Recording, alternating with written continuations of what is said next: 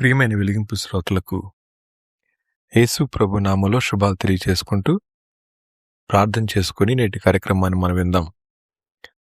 మమ్మల్ని మిక్కిలిగా ప్రేమించిన మా ప్రియ పరలోకపు తండ్రి, మీ ఘనమైన శ్రేష్టమైన అత్యున్నతమైన నామానికి వందనాలు స్తోత్రాలు చెల్లిస్తా ఉన్నాను ప్రభు.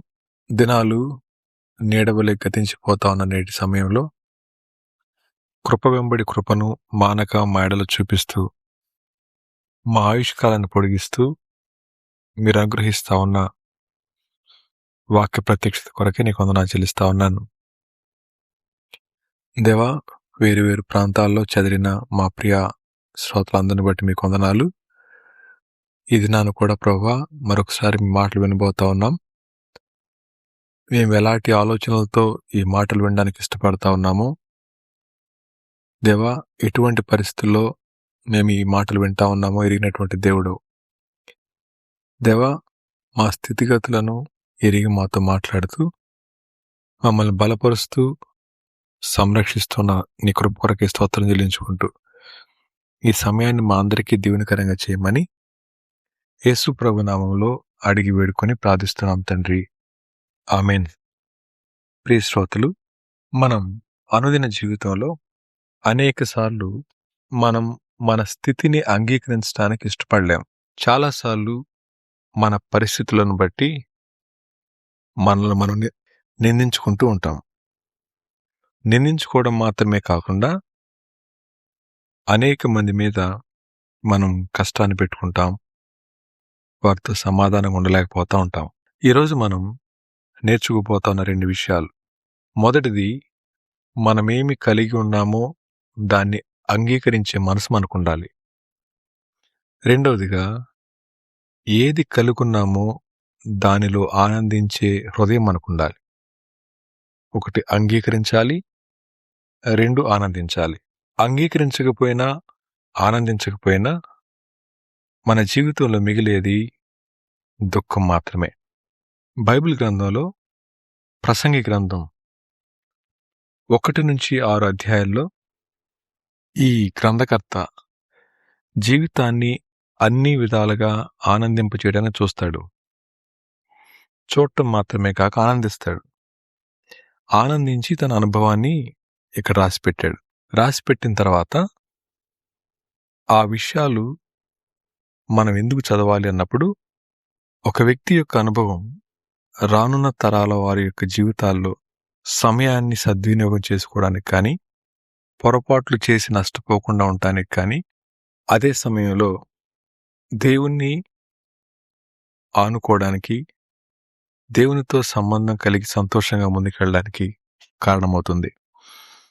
ప్రసంగి గ్రంథం 6వ అధ్యాయం 9వ వచనంలో రాయబడింది, మనస్సు అడియాసలు కలిగి తిరుగులాడుట కన్నా ఎదుటనున్న దాన్ని అనుభవించుట మేలు. ఇదియు వ్యర్థమే, గాలికై ప్రయాసపడినట్లే. Better is the sight of the eyes than the wandering of the desire. This is also vanity and vexation of spirit. అలాగే 12వ వచనం, నేడవలే తమ దినములన్నీయు వ్యర్థముగా గడుపుకున్న మనుష్యుల బ్రతుకునందు ఏది వారికి క్షేమకరమైనదో ఎవరికి తెలియను. వారు పోయిన తర్వాత ఏమి సంభవించునో వారితో ఎవరు చెప్పగలరు? For who knoweth what is good for man in this life, all the days of his vain life which he spendeth as a shadow. For who can tell a man what shall be after him under the sun. ఈ 2 వచనాల్ని మనం ధ్యానం చేసుకుంటా ఉన్నప్పుడు, ఏది ఉందో దాన్ని అంగీకరించాలి, అంగీకరించిన దాన్ని ఆనందించాలి. నేడే ఈ మాట మన మెదడులోనికి వెళ్ళనిద్దాం. మన స్థితిని అంగీకరించాలి, దానిలో ఆనందించాలి. ఈ 2 వచనాల్లో మనకు కనబడుతున్న విషయం ఏంటండి అంటే, మనిషి ఎంత ప్రయాసపడినా ఆనందించటానికి పెద్దగా ఇష్టపడలేడు. ధనం పెరిగే కొద్దీ బుద్ధి చిన్నదవుతుంది. బుద్ధి చిన్నదైన తర్వాత బ్రతుకు గతి తప్పుతుంది. కారణం ఏంటండి అంటే, ధనం ఎప్పుడైతే పెరగడం మొదలవుతుందో మనిషి ఆశలకు రెక్కలొస్తాయి, అనుబంధాలు మరుగైపోతాయి, ఆత్మీయత కనుమరుగవుతుంది. అలా అవడాన్ని బట్టి మనిషి క్రమక్రమంగా స్వార్థపరుడిగా మిగిలిపోతాడు. అంగీకరించడానికి బదులుగా ప్రశ్నించడం మొదలవుతూ ఉంటుంది. ఎక్కడైతే ధనం మీద లేదా కాని వాటి మీద మమకారం పెరుగుతుందో అక్కడ సంబంధాలనేవి అంతగా బలోపేతం కావు.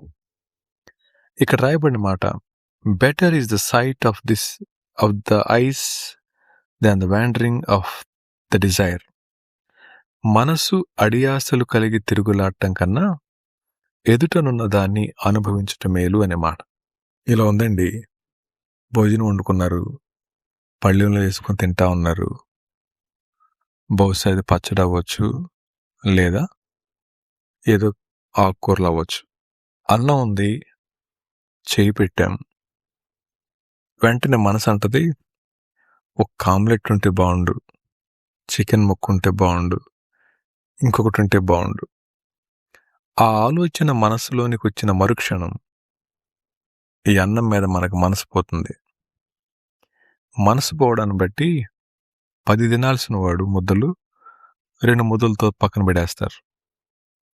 తద్వారా ఉన్నదాన్ని అనుభవించలేకపోతా ఉన్నారు, లేని దానికోసం ఆశపడతా ఉన్నారు, తద్వారా నష్టాన్ని కొని తెచ్చుకుంటా ఉన్నారు.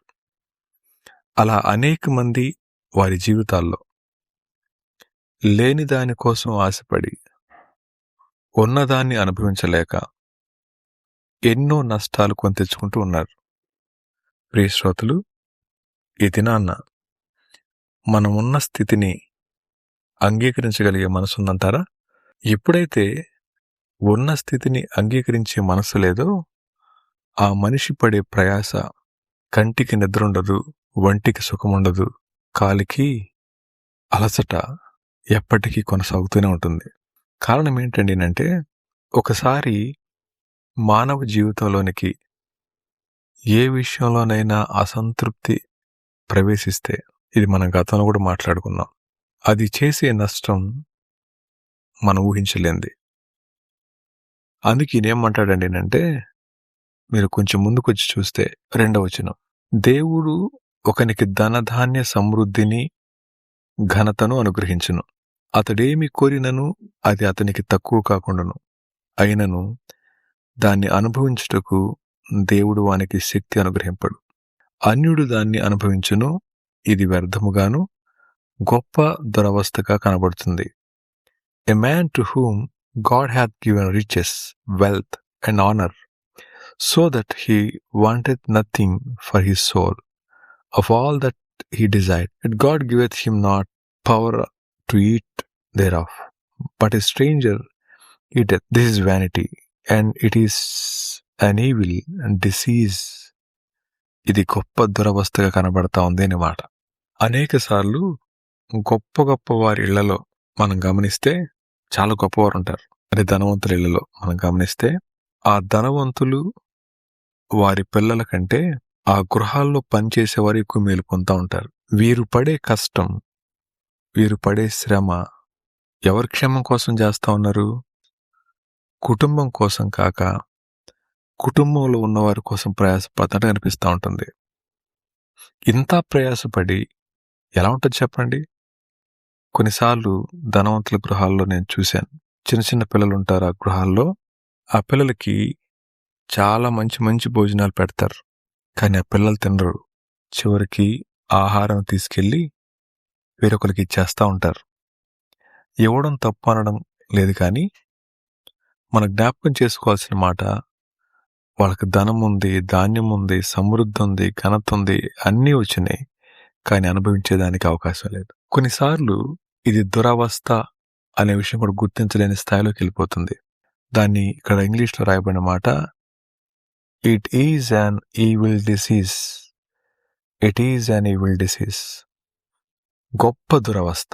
ప్రియ శ్రోతలు, ఈ దినాన్ని మనం మాట్లాడుకుంటున్న మాటలను బట్టి అనేక సార్లు మన జీవితాల్లో దేవుడు ఏమిచ్చాడో దాన్ని అంగీకరించకుండా, దేవుడు అనుమతించని వాటి కోసం ఆతృతపడి, అనుమతించిన వాటిని అనుభవించలేక అగచాట్లు పడే కంటే తన కనుల ముందున్న దాన్ని సంతోషంగా స్వీకరించడం మంచిది. అదేగా చెప్తా ఉన్నాడు 9వ వచనంలో, మనసు అడియాసలు కలిగి తిరుగులాడుట కన్నా ఎదుటనున్న దాన్ని అనుభవించటం మేలు అనే మాట. ఇది కూడా వ్యర్థమే అంటున్నాడు ఆయన. ఆయన అనుభవాల గురించి ఆయన రాసుకుంటూ వెళ్తా ఉన్నాడు. సో మనం కూడా మన జీవితాల్లో ఇప్పుడు మనం అనుభవిస్తా ఉన్న పరిస్థితికి దేవుడు అనుగ్రహించిన వాటిని అంగీకరించలేక ఇబ్బంది పడతా ఉన్నామా, లేదా విస్తారమైన కలిమిని కలిగి ఉండి అవి మనకి మన పిల్లలకి ఏమాత్రం ఉపయోగపడకుండా ఎవరెవరూ మేలు పొందుతా ఉంటే దాన్ని ఆయన అంటున్నమాట ఈవిల్ డిసీజ్, దురవస్థ అని.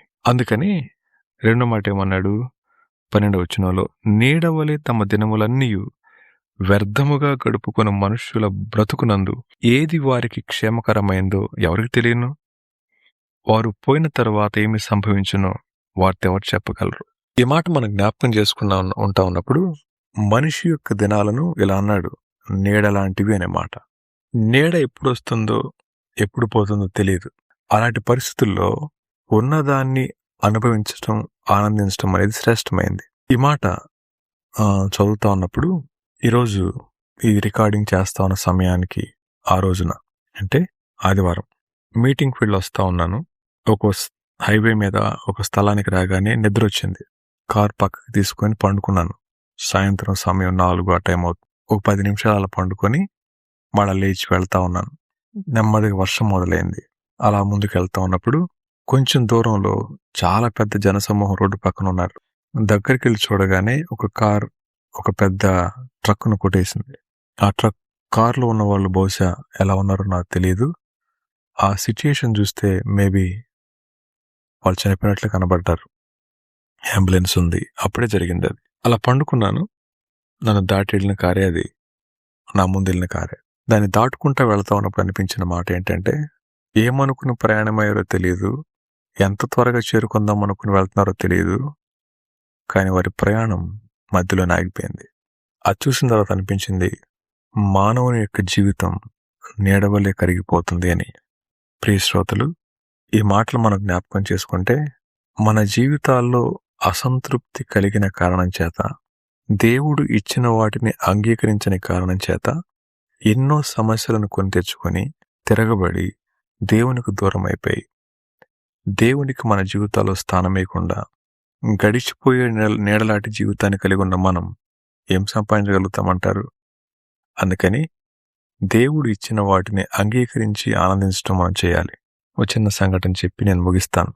సాధారణంగా స్కూళ్ళల్లో పిల్లలకి లెక్కలంటే ఎక్కువ మందికి నచ్చకపోవచ్చు. ఆ లెక్కల మాస్టారు లేదా మేడం కొంతమందికి విలన్లా కనబడతారు. వాళ్ళ క్లాస్ అంటేనే భయం వేస్తుంది. కొంతమందికి, అందరికి కాదులేండి. అలాంటి సమయంలో అరే విలన్ వస్తున్నాడు రా అనుకుంటారు. ఆయన విలన్ అవ్వచ్చేమో కానీ ఆయన చెప్పే లెక్క 2 + 2 = 4 అనే సత్యం మాత్రం మారదు.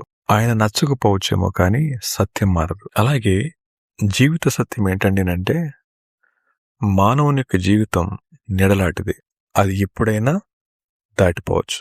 అలాంటిది ఈ భూమి మీద మనం జీవించే జీవితం సత్యంతో ముడిపడకపోతే మన జీవితాలను ఏలుబడి చేసేది అసంతృప్తి మాత్రమే.